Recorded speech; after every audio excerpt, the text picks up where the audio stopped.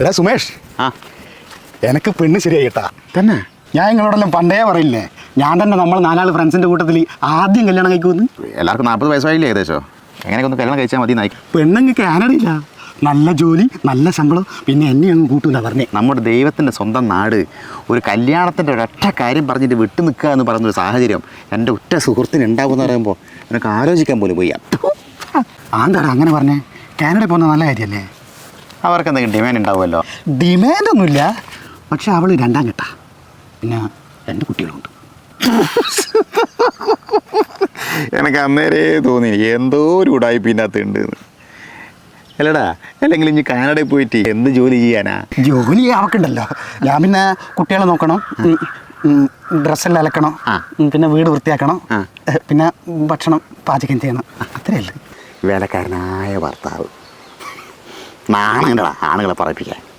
എന്താടാ ഞാൻ അങ്ങനെ പറഞ്ഞേ? ഈ ജോലിയൊക്കെ ഇനി ഇവിടെ ചെയ്താൽ എനിക്ക് ഇവിടെ തന്നെ വലിയ പൈസക്കാരനാവാം. അതിന് കാനഡയിൽ പോയിട്ട് വേലക്കാരൻ്റെ ജോലി ചെയ്യേണ്ട ആവശ്യമില്ല. അപ്പം ഞാൻ എന്ത് ചെയ്യണമെന്നാ സുമേഷ് ഇനി പറയുന്നത്?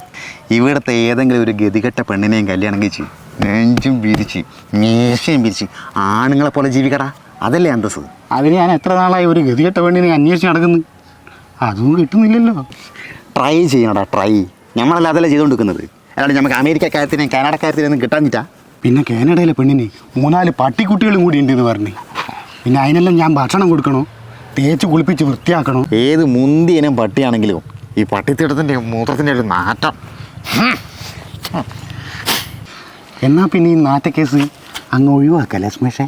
അപ്പം ഞാൻ ഇത്രയും പറഞ്ഞു തന്നു, എനിക്ക് മനസ്സിലായിക്കില്ല അല്ലേ? ആലം പോട്ടെ, ഇന്ന ഏത് ബ്രോക്കറാ ഈ കുയിച്ചടിക്കാൻ നോക്കിയത്? ഒന്നും പറയണ്ട സുമേഷേ, അത് നമ്മളെ ഹൗസിംഗ് കോളനിയിലെ കമലെടുത്തിൻ്റെ കയറോപ്പില്ലായിരുന്നു. ഓറാ ആ പെണ്ണുങ്ങളാ? ഓറെല്ലാം വലിയ ഫ്രോഡാടാ, ഫ്രോഡ്. ആരാനു? കമലെടുത്തിയല്ലേ? അതെ. ഞാൻ കൊച്ചു കുട്ടികളൊക്കെ നന്നായിട്ട് നോക്കും. അതിന് താരാട്ട് പാട്ട് പാടി ഉറക്കും. ഉണ്ണി വാവോ പൊന്നുണ്ണി. അത് മാത്രമല്ല, പിന്നെ വസ്ത്രങ്ങളൊക്കെ നന്നായി വാഷ് ചെയ്യും. Washing powder Nirma, washing powder Nirma. വെണ്മയെത്രയോ, ആഹാ വെണ്മയെത്രയോ.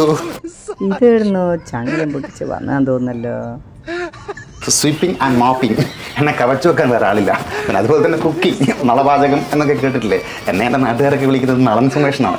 അപ്പോഴൊക്കെ കൈപ്പുണ്യാണേ. അല്ല മോനെ, ഇതല്ല എന്തിനാ ഞാൻ എന്നോട് പറയുന്നേ? പിന്നെ പട്ടിക്കുട്ടികളൊക്കെ ഞാൻ നന്നായി നോക്കും, പ്രത്യേകിച്ച് കന്നഡ പട്ടികളെ. നായ്ക്കുട്ടികളൊക്കെ വൃത്തിയാക്കും.